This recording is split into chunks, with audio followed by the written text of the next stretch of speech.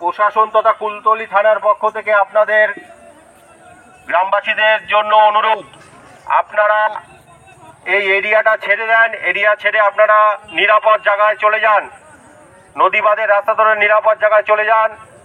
বাঘ এসছে আপনাদের এলাকাতে, ফরেস্টের লোক কাজ করছে, আমরা প্রশাসন আছি। আপনাদের অনুরোধ করা হচ্ছে বাচ্চাদের নিয়ে এরিয়া ছেড়ে দূরে চলে যান, এখানে কেউ রিস্ক নিয়ে থাকবেন না।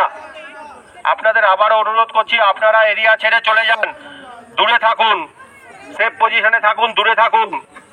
বাচ্চাদের নিয়ে এখানে থাকবেন না, কেউ রিস্ক নিয়ে থাকবেন না।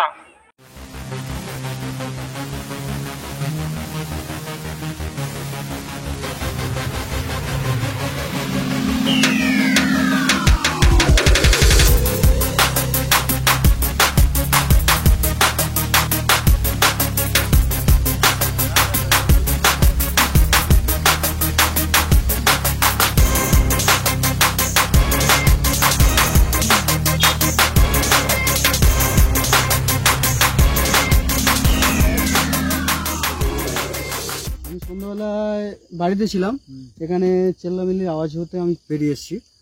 এখানে চেল্লামিল্লির আওয়াজ হতে বেরিয়ে এসে এখানে আসার নদী রাস্তায় আসার পরে দেখলাম যে আমাদের এখানকার ছেলেপুলেরা খুব চেল্লাচ্ছে, যেহেতু বাঘ উঠেছে।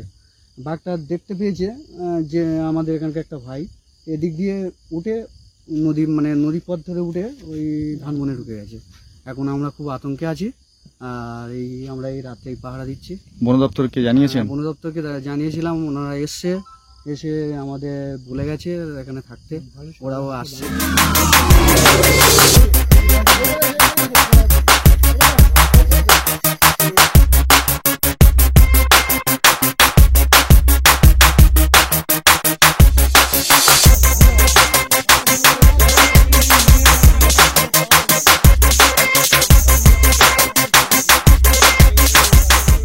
দেখলাম বলতে সন্ধ্যা আনুমানিক 7টা সাড়ে 7টা নাগাদ আমাদের এই গ্রামের পাশের গ্রামের একজন সে জাল ফেলছিল, তখন এই জোয়ার উঠছে আর কি।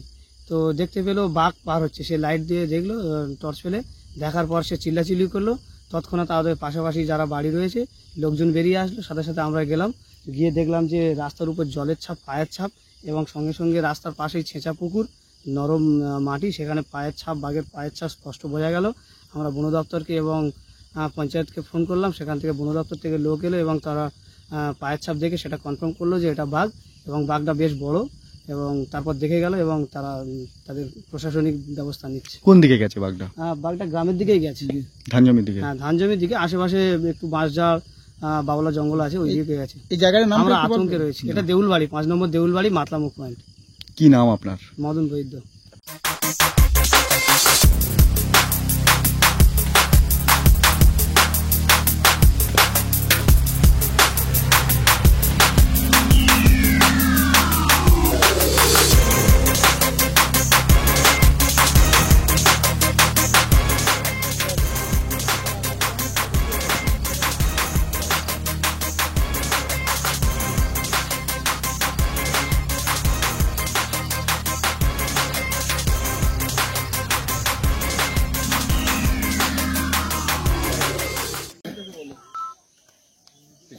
বলো, এই যে যেখানটা বাঘ উঠে দিল সেখানে কর্নারটা দেখতে বলো, আগে চিতরির মুখটাই একদম দেখতে বলো। চিতরির মুখ থেকে গেছে,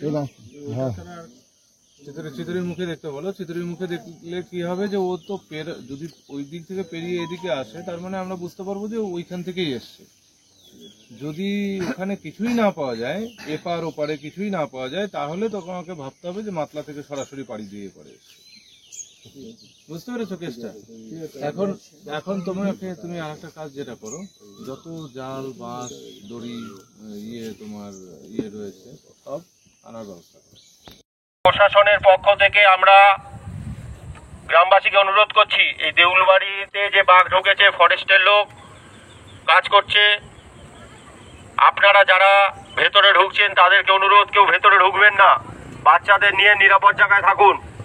প্রশাসনের পক্ষ থেকে তথা কুলতলি থানার পক্ষ থেকে আপনাদেরকে আমরা বিশেষভাবে অনুরোধ করছি বারেবার, আপনারা কেউ ভেতরে যাবেন না, রিস্ক নিয়ে কেউ ভেতরে যাবেন না। আপনারা সেফ পজিশনে ফাঁকা জায়গায় দূরে থাকুন।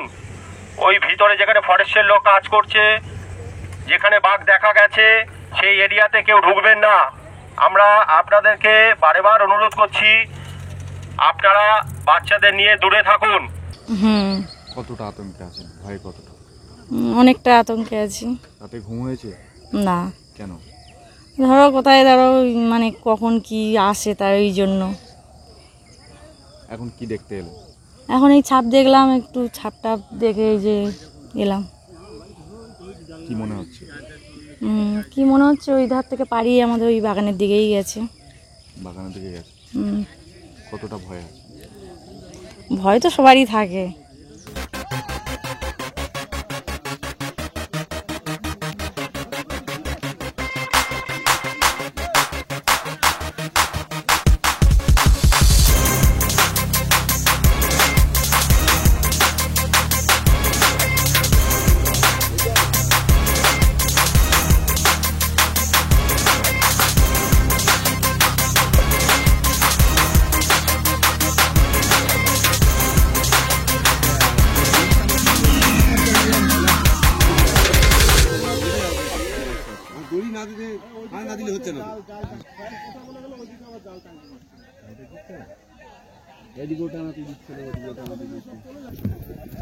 আপনারা খেয়েছেন তো?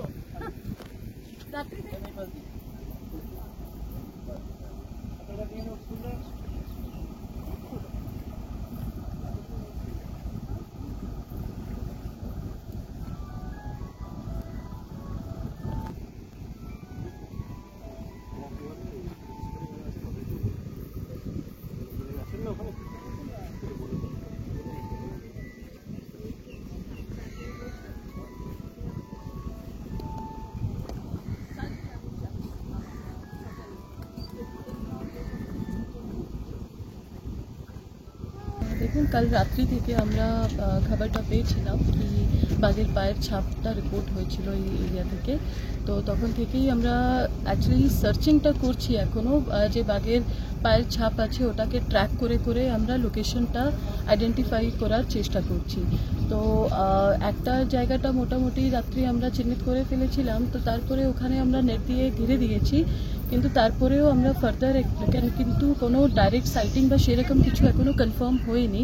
তো তার জন্যই আমরা একটু দেখছি কি এখন রোদরা আছে তো মুভমেন্টটা এমনিও অ্যানিমেলের হবে না, তো তার জন্য আমরা একটু অপেক্ষায় আছি কি একটু রোদরা কমুক, তারপরে will be able to understand কি বাঘের পজিশনটা এখনও গ্রামে আছে কি ব্যাক করে গেছে, সেগুলো আমাদেরকে আইডেন্টিফাই করতে হবে। হ্যাঁ, বাঘ নদী থেকে নেমে গেছে, পাঁচ ছাপ দেখা যাচ্ছে। গতকাল তো খুব আতঙ্কে ছিল। হ্যাঁ, আতঙ্কই ছিলাম, মানে বাঘ উঠেছে কার কি ক্ষতি করে ভয়ে ছিলাম সব। আজকে আজকে নেমে গিয়েছে শুনে শান্তি, নেমে গিয়েছে বনে চলে গেছে, বনের বাঘ শুনে ভালো লাগছে। কি নাম? আমার নাম রেবেকা শেখ। নকাল থেকে নদীর বাঁধে থেকে টপকে ডাং চড়ে লেবে গেছে, মনে হচ্ছে যে কনফার্ম 4টে, রাত ভোর 4টে।